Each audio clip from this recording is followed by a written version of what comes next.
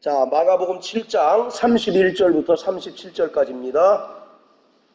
예수께서 다시 두로 지경에서 나와 시돈을 지나고 데가볼리 지경을 통과하여 갈릴리 호수에 이르시매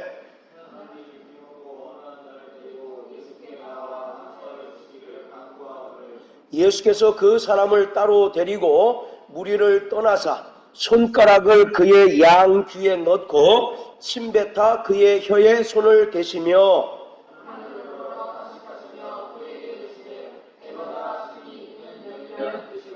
그의 귀가 열리고 혀에 맺힌 것이 곧 풀려 말이 분명하더라.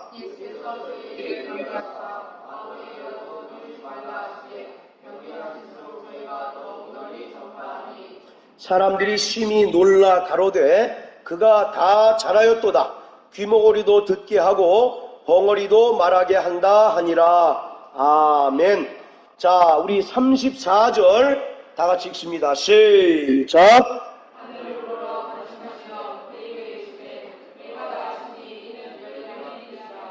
자, 따라서 에바다.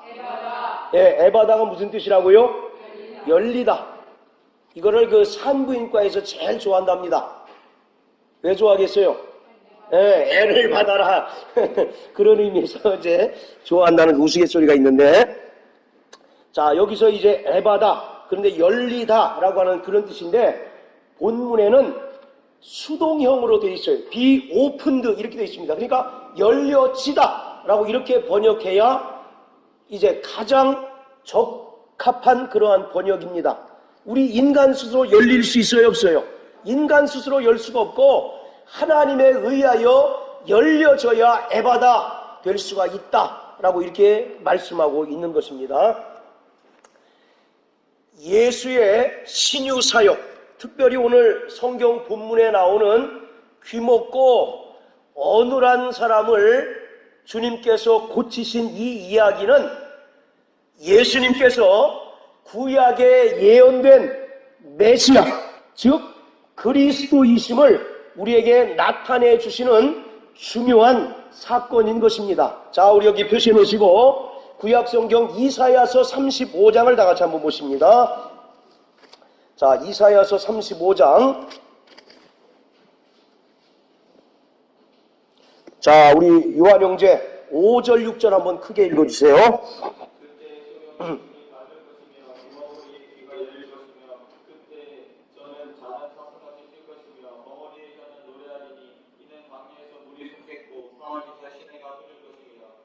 예, 바로 예수가 오셔서 소경을 뜨게 하시고 또 귀머거리의 귀가 열리게 하시고 또 저는 자를 사슴과 같이 뛰게 하시며 벙어리의 혀가 노래할 것이다 라고 이렇게 말씀하고 있습니다. 그러니까 오늘 이 마가복음에 나오는 주님께서 병을 고치시는 그 사건들마다 단순히 병 고침을 받은 그러한 하나의 이적으로만 볼 것이 아니라 구약의 수많은 예언자들에 의하여 예언되어진 일들이 예수를 통해서 바로 성취되는 것을 봄으로써 이분이 바로 하나님의 아들 예수 그리스도이심을 우리가 알게 하고 또 믿도록 하기 위해서 예수께서 많은 병자들을 고치시게 되는 것입니다. 여러분들, 성경에서 주인공이 누구겠습니까? 바로 예수 그리스도 아닙니까? 요한복음 20장 31절에도 보면 예수님께서 이 표적 말고도 더 많은 표적들을 많은 표적들을 나타냈지만 요것만 간추려서 기록하게 하신 것은 예수가 하나님의 아들 그리스도이심과 또 우리가 그를 믿음으로 말미암아 생명을 얻도록 하시기 위해서다라고 이렇게 기록하고 있습니다. 그래서 우리는 이 주님께서 병 고친 사건을 단순히 정말 주님께서 병을 고치셨구나, 또 병 고침 받은 사람은 병 고침 받아서 좋겠다라고 하는 그런 단편적으로 이제 성경을 보거나 생각할 것이 아니라 그 사건들을 통해서 구약의 수많은 예언자들을 통해서 그 예언하셨던 그 내용들이, 그 일들이 드디어 예수를 통해서 완성되는 것을 봄으로써 예수가 누구시라고요? 바로 메시아, 또 그리스도이심을 우리에게 알게 하시고 믿게 하시는 그러한 표적이다라고 하는 사실을 우리가 깨달아야만 하는 것입니다. 그리고 오늘 본문 그 마가복음 7장에 주님께서 주로 활동하신 그 활동 무대 지역이 어디냐면 두로와 시돈과 데가볼리라고 기록하고 있어요. 이것은 전부 다 이방인 지역입니다. 이 갈릴리 호수를 중심으로 해서 서쪽은 바로 이스라엘 땅입니다. 유대인 땅이에요. 그런데 반대로 이 동쪽은 두로와 시돈, 데가볼리라고 하는 지역이 있는데 여기는 전부 다 이방인 지역입니다. 예수님 전에는 이 이방인 지역은 부정한 땅으로 간주했어요. 그런데 예수님께서 오셔서 바로 예루살렘에서도 일을 하셨지만 갈릴리 호수 건너편에 있는 두로와 시돈과 데가볼리라고 하는 이방 지역에서 또 많은 일들을 하셨고 또 천국 복음도 이제 전하셨습니다. 이것은 예수가 단순히 유대인들만의 메시아가 아니라고 하는 것을 나타내주고 있는 겁니다. 금방 말씀드렸죠. 예수가 바로 메시아이심을 알게 하기 위한 바로 표적이라고 말씀을 드렸는데, 그런데 오늘 예수님께서 두로와 시돈 또 데가볼리라고 하는 이방 지역에서도 동일한 이제 역사를 나타내시는 것을 통해서 이 예수는 단순히 유대인들만의 하나님 또 유대인들만의 메시아가 아니라 온 세상 또 온 인류를 위한 메시아다라고 하는 사실을 우리에게 강력하게 보여주고 있는 그러한 사건인 것입니다. 자, 우리 또 이사야서 9장을 또 한번 읽어보시겠어요?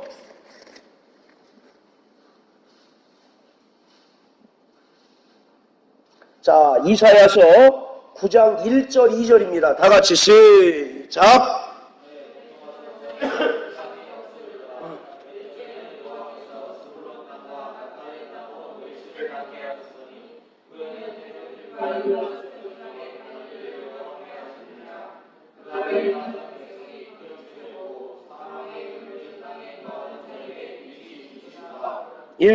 이미 바로 이사야 선지자를 통해서도 이방의 그 갈릴리 지역에 가셔서 주님께서 복음을 전파하실 것을 이미 바로 예언하고 있는 거예요. 그리고 그 예언대로 주님께서 지금 갈릴리 호수 동쪽 편에 있는 두로와 시돈과 데가볼리라고 하는 그 이방인 지역에서 또 큰 역사를 바로 이룹니다. 오늘 이와 같이 주님께서 이 땅에서 바로 행하셨던 모든 공생의 사역은 임의로 하신 것이 전혀 없어요. 구약의 수많은 예언자들과 또 선지자들의 입을 통하여 예언되어진 그대로 주님께서 오셔서 바로 그 예언되어진 그 일들을 이 땅에서 행하셨다는 것을 우리가 알 수가 있는 것입니다. 자, 다시 마가복음으로 이제 돌아갑니다. 또한 오늘 이 바로 본문을 통해서 우리가 무엇을 알 수 있느냐면 예수님의 이 신유의 사역들은 하나님의 아들 예수 그리스도를 통하여 드러난 하나님 나라의 신비를 이해하고 깨닫게 하는 바로 그러한 역할을 하고 있는 것입니다. 그런데 중요한 것은 바로 이러한 예수가 이 땅에 오셔서 전파하신 하나님 나라의 그 신비, 하나님 나라의 비밀을 깨달은 자가 누구냐는 것이지요. 우리가 일반적으로 생각하면 유대 종교 지도자들, 또 예수님을 3년 동안이나 따라다녔던 예수님의 제자들은 하나님 나라의 신비, 비밀을 잘 알 것이다 라고 이렇게 생각하지만 절대로 그렇지 않다라고 하는 겁니다. 오히려 바로 예수가 전파하신 하나님 나라의 그 비밀이나 신비를 깨달은 자는 누구냐면 주님 앞에 와서 참으로 겸손히 무릎 꿇고 병 고침을 받은 바로 그러한 사람들이 하나님 나라의 신비를 깨닫게 된 것입니다. 이것은 무엇을 말하느냐면 하나님의 나라는 이 세상에서 자칭 큰 자라고 이제 여기는 그러한 자들보다 작은 자들에게 열려있다라고 하는 사실을 우리에게 깨닫게 하고 있는 것입니다. 다시 말씀드리면 이 하나님의 나라라고 하는 것은 어떤 종교적인 열심 또는 세상적인 가치를 내세우는 자칭 큰 자들보다 오직 은혜 외에 내세울 것이 없는 작은 자들에게만 허락된 나라가 하나님의 나라다라고 이와 같이 주님께서 이 병든 자들을 고치시는 사건들을 통해서 우리에게 보여주고 있는 것입니다. 자, 우리 마가복음 9장 한번 보십시오. 마가복음 9장 34절 한번 보세요. 자, 33절 34절 다 같이 시작.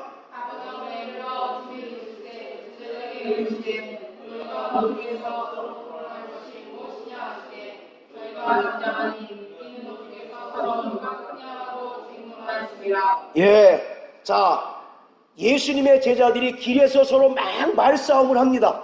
그런데 그 말싸움하는 주제가 뭐였어요? 예, 누가 더 공이 많으냐 그런 거 아니겠습니까? 이 제자들은 뭘 생각했느냐면 예수님이 바로 유대 땅에 그 이스라엘 땅의 임금으로 이제 등극하게 되면 누가 공이 더 많아서 더 높은 자리, 세상에 좋은 벼슬을 얻을까 이거를 생각하고 서로 말다툼을 하게 된 겁니다.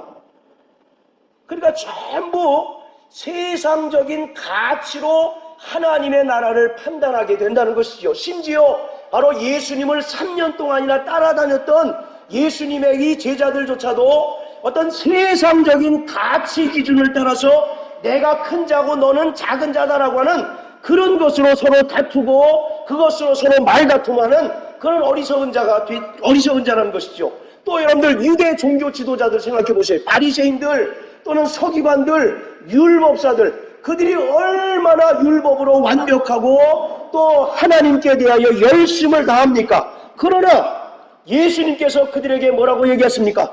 화 있을진저 바리새인들과 서기관들이여 라고 이와 같이 그들을 강하게 책망하고 계시잖아요. 이런 것들을 통해서 우리는 무엇을 할 수 있느냐면 예수께서 이 땅에 오셔서 우리에게 전파하신 하나님의 나라는 세상적인 기준, 세상적인 판단의 기준으로 큰 자들에게 열린 것이 아니라 지극히 작은 자, 그래서 오직 세상에서 아무것도 내세울 것이 없고 주님께서 우리에게 베푸신 그 은혜와 믿음을 내세울 수밖에 없는 그러한 작은 자들에게 바로 하나님의 나라가 열려있고 그러한 자들만 허락되었다라고 하는 것을 우리에게 말씀하고 있습니다. 여러분들 마가복음 7장 21절부터 23절까지 보면 예수님께서 말씀하시기를 나더러 주여 주여 하는 자가 다 하나님 나라에 들어갈 것이 아니라 오직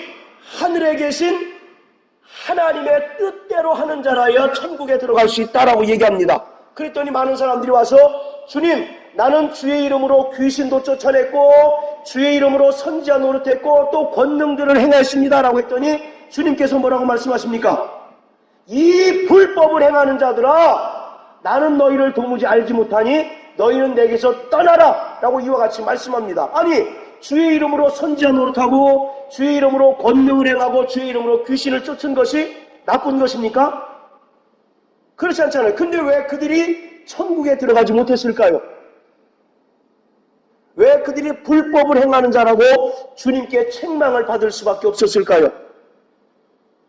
그들은 하나님의 은혜를 의지하지 않고 자신이 주의 이름으로 행한 그러한 선지자 노릇하고 또 귀신을 쫓고 권능들을 행한 것을 자기의 의로 여겼다는 겁니다. 자기의 업적으로 여겼다는 거예요. 자기 자랑으로 생각했다는 거죠. 예수님께서 마태복음 10장에 제자들에게 뭐라고 말씀하십니까? 너희는 가는 곳마다 바로 귀신 쫓고 병 고치라고 말씀하십니다. 그러시면서 제자들에게 당부하기를 너희가 거저받았으니 거저주라고 말씀하잖아요. 그러나 오늘 많은 사람들이 주의 이름으로 권능을 행하고서도 마치 그것을 자기의 능력인 것처럼 자기의 업적이고 자기의 의처럼 여기기 때문에 그러한 자들에게는 도무지 하나님의 나라가 허락되지 않는다라고 이렇게 주님께서 엄히 경고하고 계신 것입니다. 그러니까 이 세상, 바로 이 하나님의 나라는 어떤 세상적인 가치 기준에 따라서 바로 정말 들어갈 수 있는 나라가 절대로 아니고, 또는 종교적인 열심을 통해서 들어갈 수 있는 나라가 아니고, 오직 은혜와 믿음으로만 갈 수 있는 나라인 것을 믿으시길 주의 이름으로 축원합니다. 자, 또 우리 마태복음 20장 한번 보십시오. 여기 또 굉장히 재미난 이제 그 이야기가 나오는데요. 자, 마태복음 20장.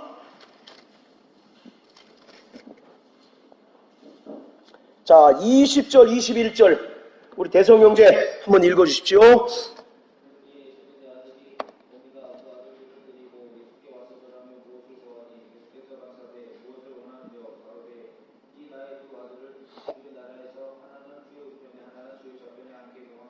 예, 이게 성경에 기록된 그 치맛바람이라는 겁니다, 이게. 그러니까 세베대의 아들의 어머니, 그러니까 야고보 요한의 그 엄마가 예수님께 와서 뭘 요구하는 겁니까? 예, 예수님이 왕이 되셔서 이스라엘을 다스리게 되면 우리 아들을 하나는 영의정 삼아주시고 또 하나는 좌의정 삼아주십시오라고 이렇게 이제 부탁을 하는 겁니다. 그러니 이 사람들도 하나님의 나라에 대해서 아는 거예요, 모르는 거예요?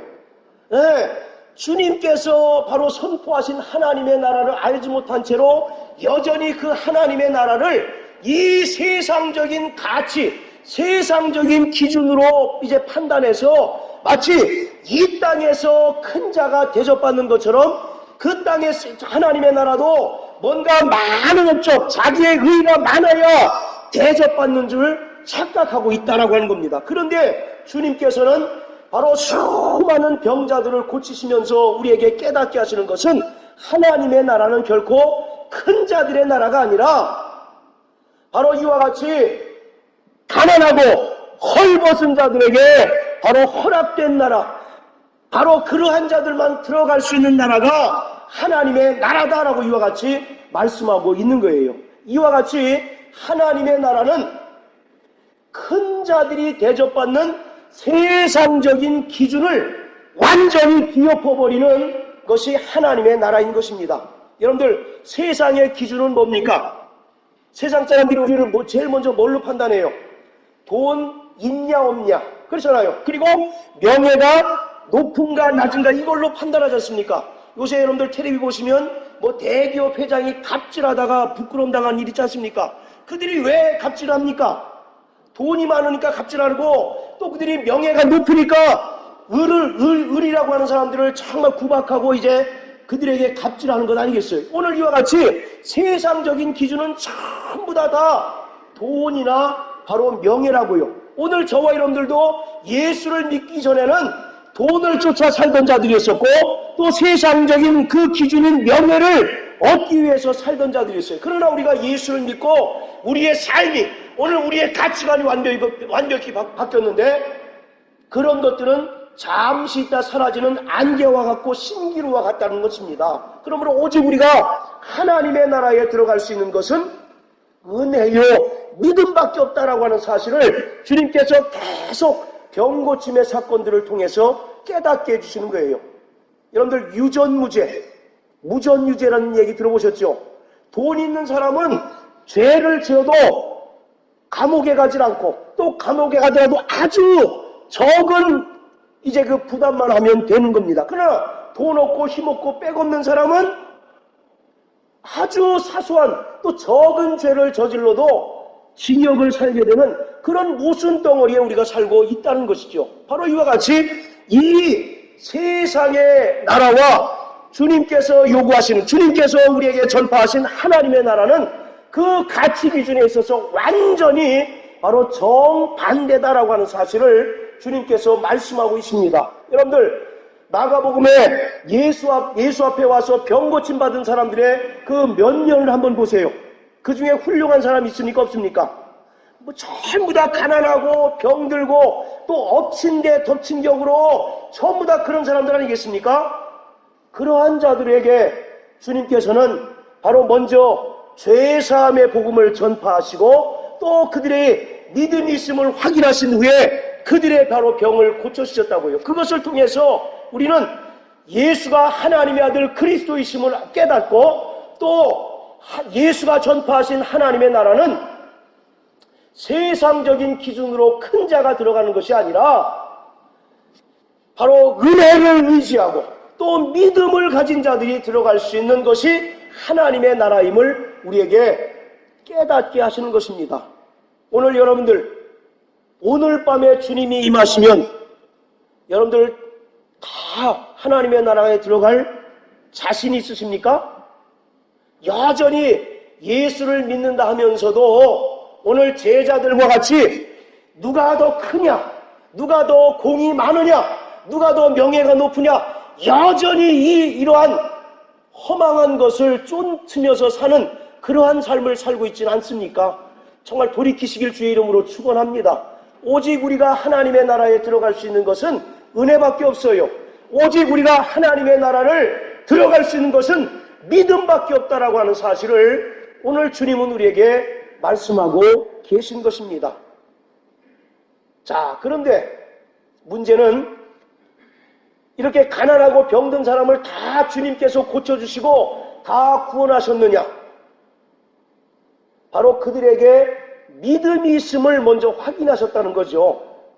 오늘 마가복음에서 다른 복음서도 마찬가지지만 특히나 마가복음서에서 강조하고 있는 것이 뭐냐면 주님께서는 반드시 병 고침 받을 자들에게 예수가 그리스도이심을 믿는 믿음이 있는가를 먼저 확인하셨다는 것이죠. 자, 저를 따라하세요. 예수는 그리스도시요 살아계신 하나님의 아들이시다.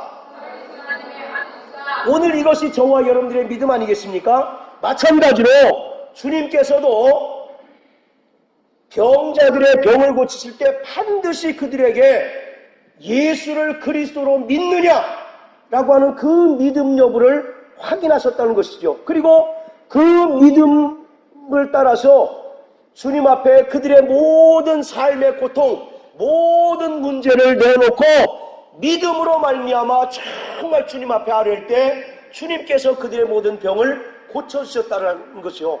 여러분들 자, 마가복음 7장으로 다시 돌아가서요. 지난주에 우리가 그 수로보니게 여인에 대해서 설교했지 않습니까? 자, 여러분들 그 수로보니게 여인이 그 흉악한 귀신 들린 딸이 있습니다. 그런데 그 딸이 어떻게 고침받았습니까? 그냥 이 수로보니게 여인이 딸 하나를 고치기 위해서 정말 애걸복걸하는 그 모성을 보시고 주님께서 병을 고쳐주셨습니까? 그래요, 안 그래요? 그렇게 생각하면 성경은 이상한 쪽으로 흐르는 거죠. 여러분들 한번 보세요. 세상에 얼마나 이제 그 병든 자녀를 가지고 있는, 자녀를 두고 있는 그 부모가 있습니까? 얼마나 그 가슴이 천갈래 만갈래 찢어지겠느냐고요. 그런데 그 바로 병든 자녀를 안타까워하고 불쌍히 여기고 측은히 여기는 부모의 심정을 주님께서 보시고 수로보니게 여인의 그 딸을 고치신 것이 아니라 그에게 믿음이 있는가, 그리고 그가 비록 이방 여자였지만 그에게 바로 믿음이 있는가 여부를 확인하신 후에 바로 그의 딸을 고쳐주셨다는 것을 우리가 성경을 통해서 알 수가 있는 것입니다. 자, 우리 한번 7장 28절 한번 읽어보세요. 7장 28절. 자, 다 같이 시작.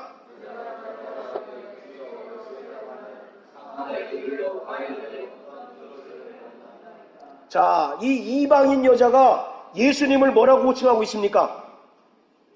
주님, 이렇게 호칭하고 있어요. 바로 주라고 하는 말은 헬라어로 퀴리오스라고 하는데 이것은 헬라 사람들에게는 오직 당시의 로마 황제에게만 붙일 수 있는 그러한 호칭이 주님이라고 하는 뜻입니다.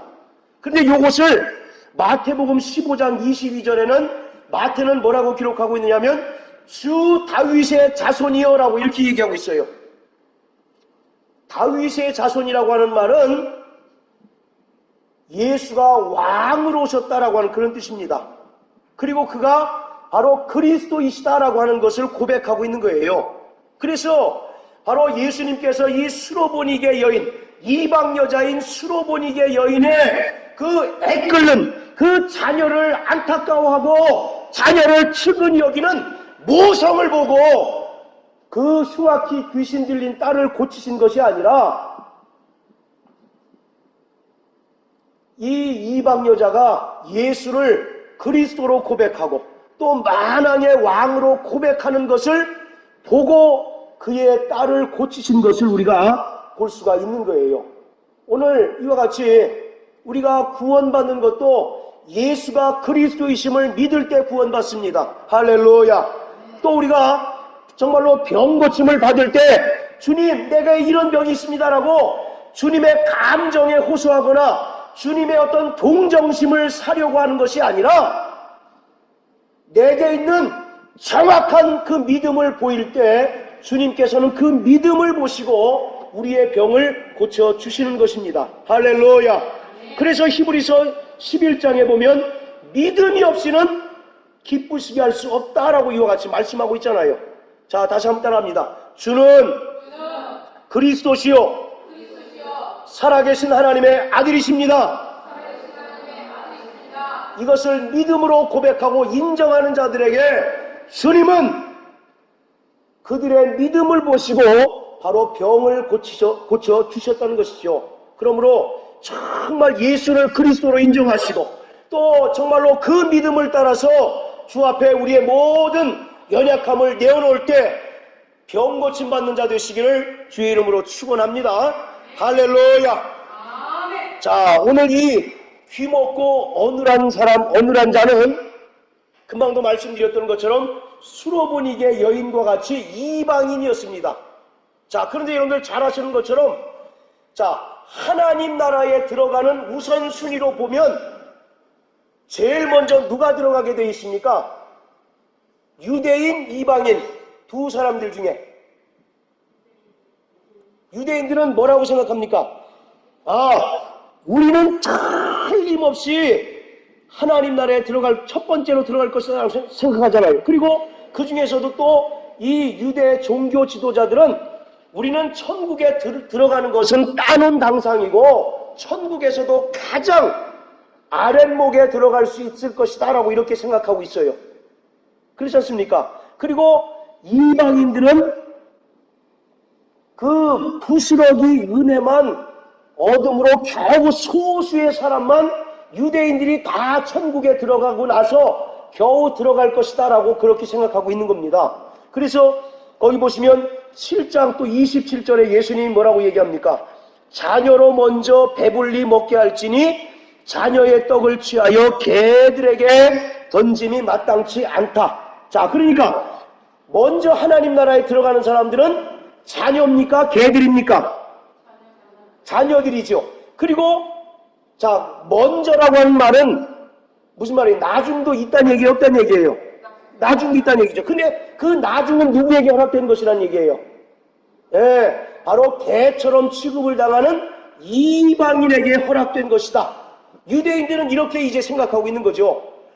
하나님의 나라는 저들이 가장 먼저 들어갈 수 있고 이방인들 중에는 겨우 부스러기처럼 그 적은 은혜만 받은 사람, 적은 은혜를 받은 사람들이 들어갈 수 있다라고 생각하는 것이 바로 유대인들의 고정관념이었어요. 그런데 예수님께서 이 땅에 오셔서 하나님의 나라를 전파하시는데 이 예수가 전파하시는 하나님의 나라는 유대인들이 생각하는 그 고정관념을 완전히 깨뜨려 버리는 것입니다. 그래서 바로 유대인과 이방인 사이에 완전한 반전이 일어나게 되는 거예요. 다시 말하면 세상적으로 개 취급을 당하고 배척을 당하고 또 주변에 중심에 서지 못하고 항상 주변에 또는 경계인으로 살 수밖에 없는 이 작은 자들이 오히려 하나님의 나라에서는 누구보다 큰 자다라고 하는 것을 주님께서 우리에게 말씀하고 계십니다. 오늘 이 귀먹고 어눌한 자는 죄인들을 대표하고 있는 자입니다. 하나님을 떠나서 죄 아래 있음으로써 예수가 복음을 전파하였을지라도 듣지 못하고 또 바로 복음을 듣고서도 올바로 반응하지 못하는 바로 죄인들의 모습을 주님께서는 귀먹고 어눌한 자라고 이렇게 표현하고 계신 거예요. 그리고 뿐만 아니라 오늘 비록 교회에 다니고 예배에 참석한다 할지라도 진리를 깨닫지 못하고 바로 예수의 복음을 듣고 깨닫지 못하는 무지와 또 불신앙을 주님께서는 귀먹고 어눌한 자라고 이렇게 표현하고 계십니다. 여러분들, 그 예수님께서 제자들을 책망하실 때 뭐라고 책망하십니까? 너희는 보아도 보지 못하고 또 들어도 듣지 못한다라고 계속 예수님께서 바로 책망하시잖아요. 오늘 이와 같이 귀먹고 어눌한 자는 이 한 사람을 이야기하는 것뿐만 아니라 오늘 예수의 복음을 듣고도 믿지 못하는 바로 죄인들을 이야기할 뿐만 아니라 오늘 교회 안에 있을지라도 여전히 하나님의 진리를 듣지 못하고 하나님의 진리를 깨닫지 못하는 무지하고 또 불신앙의 사람들을 성경은 바로 귀먹고 어눌한 자다라고 이렇게 얘기하고 있습니다. 한번 여러분들 스스로를 냉정하게 돌아보셔요. 내가 정말 들을 귀가 있어서 하나님의 음성을 날마다 듣는 자인지, 아니면 정말 그 세상적으로는 열려 있어서 세상 소리는 잘 귀담아 듣고 잘 알아듣지만 하나님의 진리의 말씀을 듣지 못하고 하나님의 진리의 말씀이 선포되어도 깨닫지 못하는 자가 아닌지, 바로 후자에 속한다면 여러분들 역시 귀먹고 어눌한 자인 것입니다. 그러므로 여러분들 스스로 에바다를 요청하십시오. 여러분들 스스로 에바다를 정말 부르짖게 되시길 바랍니다. 정말 우리의 귀가 열리고 우리의 혀가 열림으로써 우리가 하나님의 진리의 말씀을 듣고 그 진리의 말씀을 듣고 올바로 반응하는 바로 그러한 성도가 되어야 한다라고 하는 것입니다. 자, 우리 33절 다 같이 한번 읽어보십니다. 7장 33절 다 같이 시작.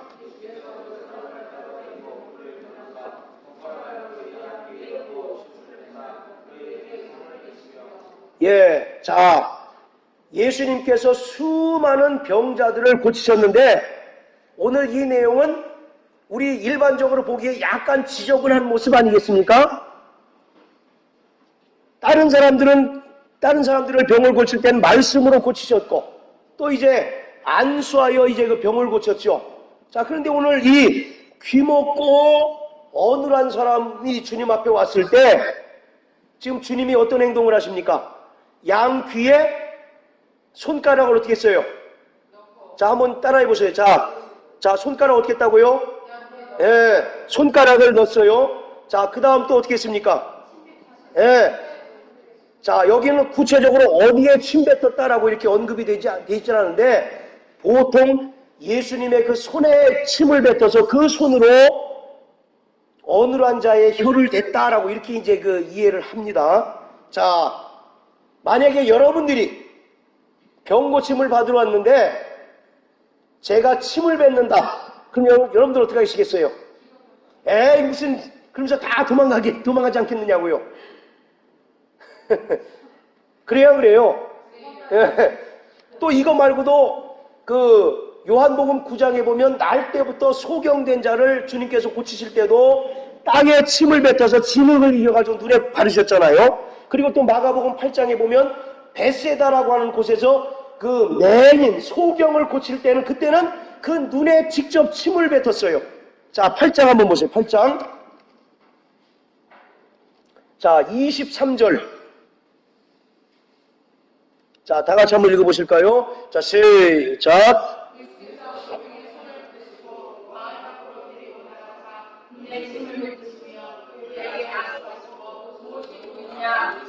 자, 여기는 직접적으로 어디에 침을 뱉었습니까? 눈에다 침을 뱉었어요. 아까는 7장에서는 예수님의 손에 침을 뱉어서 그 손으로 어눌한 자의 혀에 이제 그 손을 대셨다라고 얘기하는데 8장에는 직접적으로 그 맹인의 눈에 침을 뱉었어요. 그러면 아마 오늘날 만약에 이렇게 이제 그 병을 고친다 그러면 10명 중에 거의 9 아니면 10명은 다 도망갈 겁니다. 그리고 저 이상한 사람이라고 대번에 그럴 거라고요. 그런데 이 귀먹고 어눌한 사람은 끝까지 이제 그걸 끝까지 인내하고 참았어요. 몰라요. 속으로는 어떤 마음이 들었는지 모르겠지만 어쨌든 이제 끝까지 이제 참음으로써 병을 고침받았다고요. 자, 근데 왜 예수님께서 힘을 뱉으셔서 고치셨을까? 제가 이것을 찾기 위해서 수많은 주석서를 이제 봤습니다. 이번 주에 제가 이제 본 책만 해도 굉장히 많았던 것 같아요. 그런데 한결같이 다 뭐라고 얘기하느냐면 예수님 당시의 민간요법으로 힘을 사용해서 병을 고친 적이 있다. 이렇게 이제 언급하고 있더라고요. 여러분들 우리도 예를 들어서 모기에 물리면 제일 먼저 어떻게 합니까? 침 뱉어가지고 하지요. 조금 세련된 사람들은 이제 버물리를 바르고 그러잖아요. 근데 이제 민간요법으로 또 할머니들은 바로 침을 이제 바르잖아요. 물론 뭐 침에도 어떤 그런 소독 효과가 전혀 없지 않고 조금 있다고 합니다. 그래서 그런지 몰라도 예수님 당시에도 병을 고칠 때 민간요법으로 침을 사용했다라고 하는 그런 이제 내용이 있어서 그래서 예수님도 당시의 어떤 민간요법에 따라서 침으로 병을 고쳤다라고 이렇게 이제 해석해 놓은 주석서가 거의 대부분입니다. 자, 여러분들 어떻게 생각하세요? 예수님께서 당시의 민간요법을 이용해서 침을 뱉음으로써 병을 고치셨을까? 성경에 침을 통해서 이제 병든 자를 고치신 것은 딱 3번입니다. 여기 마가복음 7장하고 8장에 벳세다 맹인을 고치신 것하고 요한복음 9장에 날 때부터 소경된 자 이제 이 용례밖에 없어요. 세 가지 정도밖에 없습니다. 오늘 이 침을 뱉으셔서 병든 자를 고치신 것은 죄인들을 위하여 예수가 모욕을 당하시고 수치를 당하신 주님의 사랑을 바로 표현하고 있는 것입니다. 자, 우리 요한복음 9장 한번 보세요. 요한복음 9장.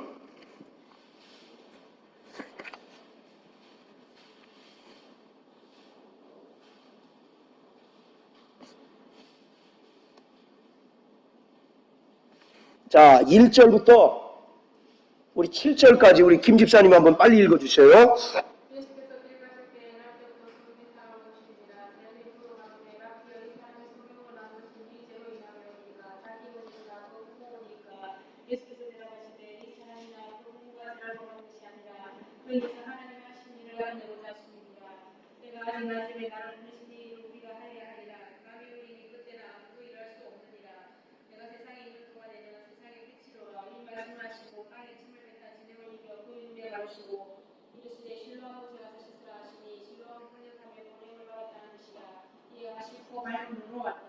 자, 3절 여러분들 잘 주목해 보십시오. 3절 보시면 예수님께서 뭐라고 얘기하느냐면 그에게서 하나님의 하시는 일을 나타내고자 하십니다 라고 이렇게 얘기합니다. 즉, 이 날 때부터 소경된 자에게 행하는 모든 일들은 다 하나님의 표적이고 예수가 이 땅에 오셔서 행하실 일들을 바로 보여주고 있는 것이다 라고 하는 그런 얘기입니다. 자, 무슨 말씀인지 아시겠죠? 자, 그러면서 예수님께서 어떤 행동을 하시느냐면 6절에 땅에 침을 뱉고 진흙을 이겨서 그 소경된 사람의 눈에 바릅니다. 그리고 나서 실로암 못에 가서 씻으라 했더니 그가 이제 소경이 이제 눈을 떴습니다. 바로 침을 땅에 뱉고 그것으로 진흙을 이겨서 그의 눈에 바르셨다라고 하는 것은 예수가 이 땅에 오셔서 신의 나무에 달리심으로 말미암아 우리 인간이 담당해야 될 모든 율법의 저주를 대신 속량하신 것을 말씀하고 있는 것입니다. 자, 갈라디아서 3장 13절 우리 대성형제 한번 찾아서 읽어주세요. 나머지는 다 들으시길 바랍니다. 갈라디아서 3장 13절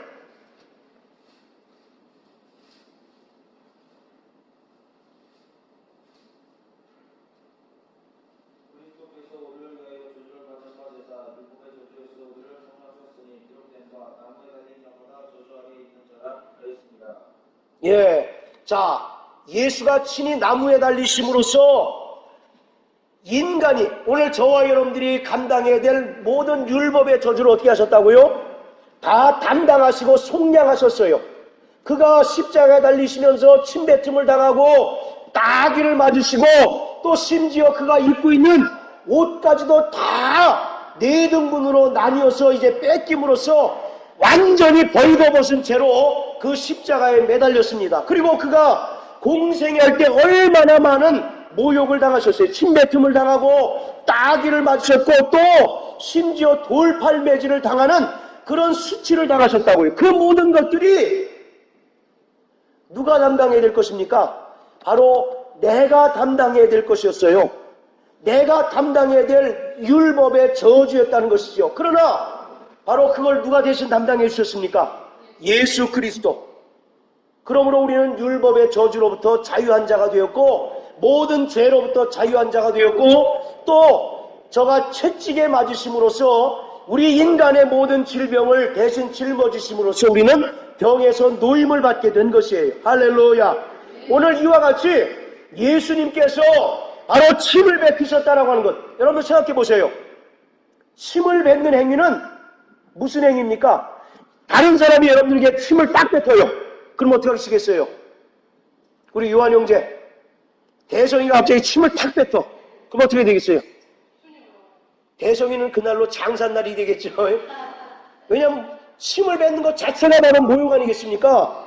그리고 레위기 15장 8절에 보면 부정한 자의 침은 바로 부정하고 또 그것을 갖는 자도 부정하다라고 이렇게 성경은 말씀하고 있어요. 오늘 이와 같이 예수가 침뱉음을 통해서 바로 소경을 눈을 뜨게 하셨던 것은 저가 이 땅에 가장 낮은 자로 오시고 또 육체로 오셔서 흙덩이인 육체로 오셔서 인간의 모든 저주를 대신 담당하시고 인간의 모든 수치와 모든 모욕을 친히 대신 담당하시고 짊어지셨다라고 하는 사실을 우리에게 설명하고 있는 것입니다. 할렐루야. 그러므로 우리는 예수로 인하여 자유한 자가 되었습니다. 또 예수로 말미암아 우리는 병에서 고침받은 자가 된 것을 믿으시길 주의 이름으로 축원합니다. 고린도후서 8장 9절에 보면 저가 가난하게 된 것은 우리를 부욕케 하심이고 저가 약한 자가 되신 것은 우리를 강하게 하려고 하셨다라고 이와 같이 말씀하셨던 것처럼 그는 이 땅의 만왕의 왕이십니다. 그러나 그가 이 땅에 수치를 당하시고 또 십자가의 형벌을 당하심으로 말미암아 우리를 죄에서 자유케 하시고 또 우리를 모든 병에서 노임을 얻도록 하시기 위해서 그가 이 땅에 오신 것이지요. 그것을 바로 주님께서는 보여주신 겁니다. 그래서 그에게서 하나님의 하시는 일을 나타내고자 합니다라고 이렇게 요한복음 9장 3절에 이야기하고 있어요. 그러니까 이 침을 통해서 병을 고친 것은 그 당시에 어떤 민간요법을 예수님께서도 아셔서 그것을 사용하셔서 병을 고치신 것이 아니라 예수가 이 땅에 말씀이 육신되어 이 땅에 오셔서 인간의 모든 저주, 인간의 모든 죄, 인간의 모든 병을 친히 짊어지시고 담당하실 것을 바로 우리에게 보여주신 것입니다. 할렐루야. 자, 우리 오른손 주목 주시고 나 영혼아 너는 죄에서 자유한 자다. 세 번 시작. 나 영혼아 너는 죄에서 자유한 자다. 나 영혼아 너는 죄에서 자유한 자다. 나 영혼아 너는 죄에서 자유한 자다. 자, 다시 한번 나 영혼아 너는 병에서 노임을 받은 자다. 세 번 시작. 나 영혼아 너는 병에서 노임을 받은 자다. 나 영혼아 너는 병에서 노임을 받은 자다. 나 영혼아 너는 병에서 노임을 받은 자다. 할렐루야. 아멘. 주님께서 친히 나무에 달리심으로 율법의 모든 저주를 속량하심으로 우리에게 그러한 바로 하나님의 이적이 나타나고 또 하나님의 은혜가 나타나게 된 것이에요. 그것을 설명하는 것이지 주님께서 어떤 민간요법을 사용해서 병든 자를 고치셨다라고 하는 것은 모르겠습니다. 유명한 신학자들이 쓴 책이기 때문에 그것도 상당히 또 일리가 있는 말 같지만 성경을 자세히 상고하다 보면 그럴 것 같지 않습니다. 바로 정말 침뱉음을 당한 것은 주님께서 인간의 모든 저주와 수치를 담당하신 사건을 바로 우리에게 보여주시기 위한 것입니다. 그러므로 우리는 죄에서 자유한 자인 것을 믿으시길 바랍니다. 또 모든 병에서 건강할 권리를 얻은 자인 것을 믿으시길 주의 이름으로 축복합니다. 할렐루야. 자, 다시 또 마가복음 7장 가서 자 34절 또 읽습니다. 34절. 자, 시작.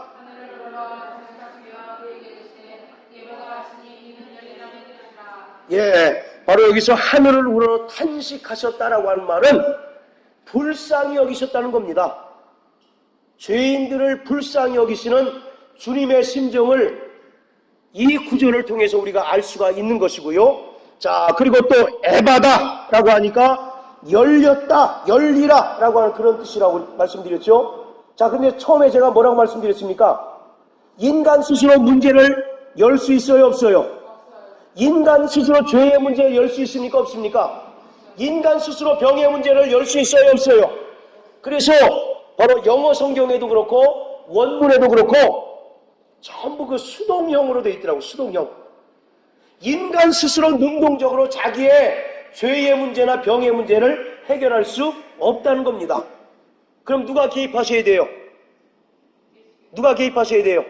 예, 예수가 개입해야 비로소 그 닫혔던 문이 열려지고 죄가 해결되어지고 또 병이 노임을 받을 수 있다라고 하는 겁니다. 할렐루야. 자, 다시 한번 에바다 소리치십시오. 나 영혼아 에바다 할지어다. 세 번 시작. 나 영혼아 에바다 할지어다. 나 영혼아 에바다 할지어다. 나 영혼아 에바다 할지어다. 자, 이번에는 내 가정아 에바다 할지어다. 세 번 시작. 내 가정아 에바다 할지어다. 내 가정아 에바다 할지어다. 내 가정아 에바다 할지어다. 할렐루야.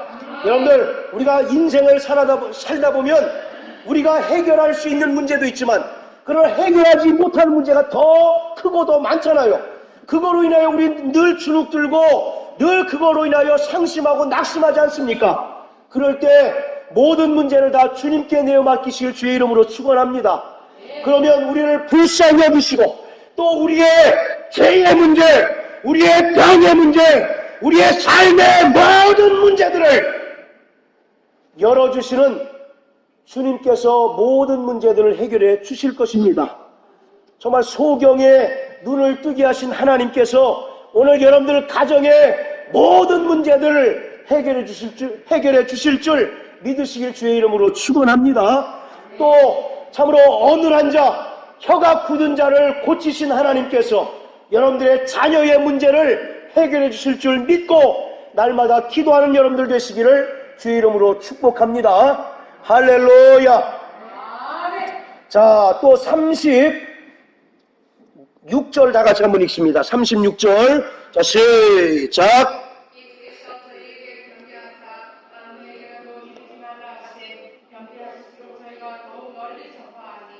자, 왜 예수님께서 아무에게도 이르지 말라 이렇게 경계하셨을까요?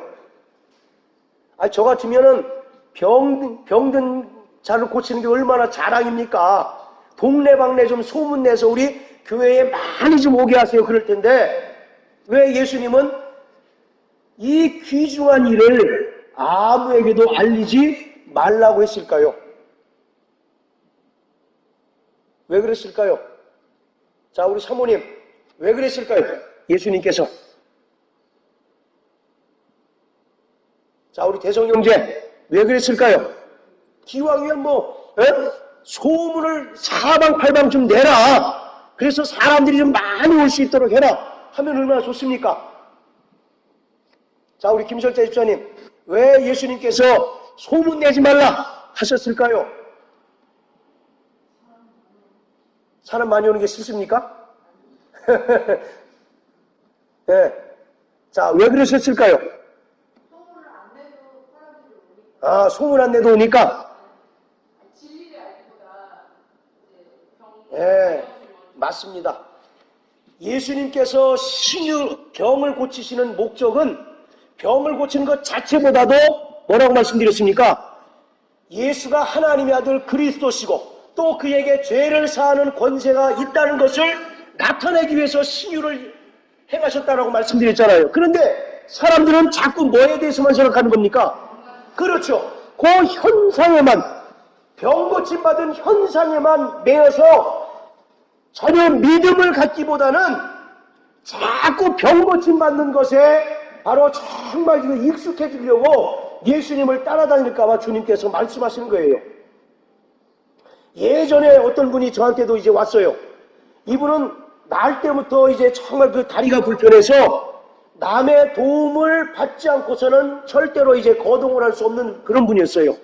그분이 울면서 하소연하기를 제발 내 병을 좀 고쳐주십시오. 그랬더니 왜 병을 고치시기를 원하시냐고 물어봤더니 뭐라고 하시느냐면 내가 다리가 성하게 되면 우리나라에 못 가본 데가 많은데 관광지마다 좀 돌아보고 싶다고 그러더라고요. 자기 죽기 전에.